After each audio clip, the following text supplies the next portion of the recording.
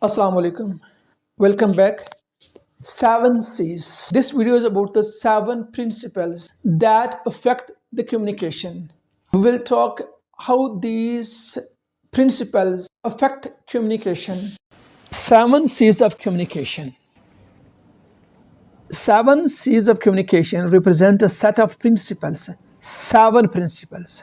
As mentioned in the name, 7 principles that start with a C, designed to guide effective communication. How these principles help in effective communication. These principles help ensure that messages are clear, concise, coherent, and courteous, fostering better understanding and minimize the risk of miscommunication or misunderstanding. So these 7 principles that start with C will help in communicating clearly and effectively. The first one is clearness. Message should be clear and easy to understand. Avoid ambiguity, jargon, or complex language that might confuse the audience. Clearly articulate your thoughts to convey the intended meaning. So use clear words. There should not be words with dual meanings or some ambiguous words or the word that common people can't understand. For example, I need the report. If boss says some employee, I need the report. So I need the report soon. It will be difficult to understand. But if it is said, I need the quarterly sales report by Friday at 3 p.m. So it's a clear message that quarterly report is asked and report that about sales and till Friday and time is at 3 p.m. So it's a clear message. Next one is conciseness. Conciseness, balance. Communicate your message in a concise manner. Avoid unnecessary details or worldliness. Be direct to the point to maintain the audience's attention and prevent information overloaded. ना ज़्यादा ना कम, balance हर दम. हर चीज़ मिज़ान में अच्छी लगती है. So there must be a balanced information. Neither too short as in the first example or not too long that makes the reader or listener confused. For example, one says, due to the fact that we are running short on time, I think it would be a good idea to postpone the meeting until the next week. So if one says this one, so it's worldly and verbose. But on the other hand, if it said, since we are short on time, let's postpone the meeting to the next week. So this sentence is comparatively more concise but comprehensive as it gives clear meaning. Next one, coherence. Ensure that your message is logically organized and flows smoothly. Things are interrelated. Coherence means interrelation. Present the information in a structured way and use transitions to connect ideas.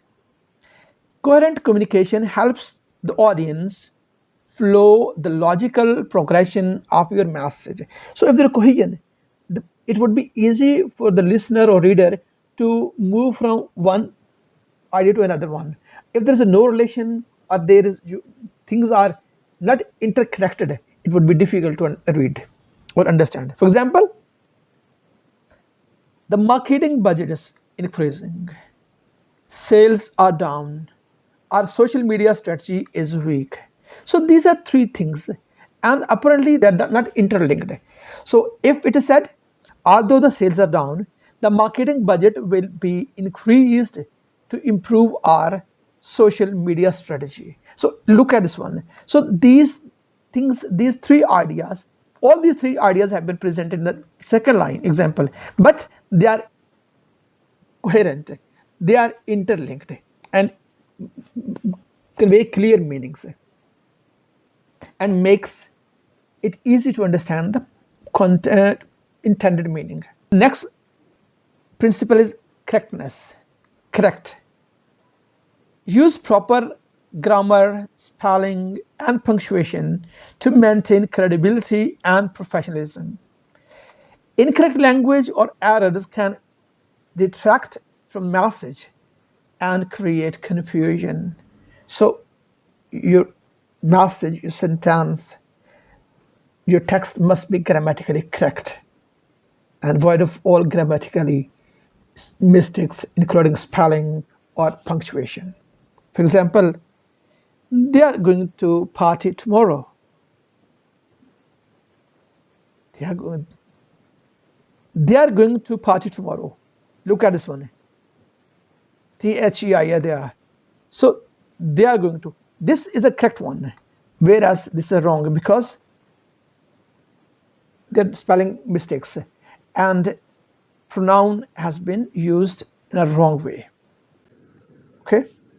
Next one is completeness.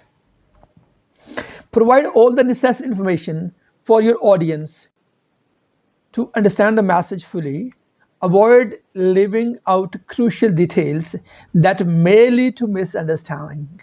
A complete message addressed to the who, what, when, where, why, and how, so that reader or listener may understand the message clearly. For example, let's meet to discuss the projects. So this doesn't have a complete message. Let's meet and discuss what to discuss, where to meet, when to meet. No message. Okay. Let's meet on Tuesday at 10 a.m. in conference room to discuss the project, milestone, and timelines. So this is a complete message. And there's a fewer chance or there is no chance that reader would misinterpret or misunderstand the meaning. Next one is courtesy.